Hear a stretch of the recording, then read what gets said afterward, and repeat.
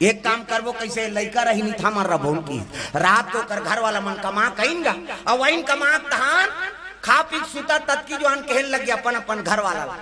हम अन्नी रहन की सो तो सुनता बंधा रहा पांचों देरान जेठान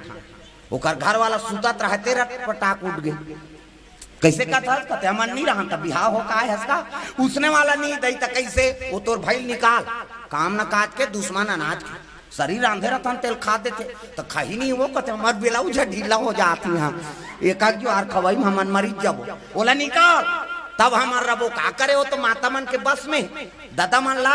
बस में कर दार थे दाई मन माता में पावर है देवता हार गए तब मैं से नहीं हार गए वो लेवाक रही हाँ वही ऐसे जवान कही तो हव कहत बने नहीं कहत बने आई नहीं वो तो जाना थे कटका जवान कहना है तेरे आई वो लेबे आई तो तोर हाव कहत बने नहीं कहत बने हौज का भी जीते है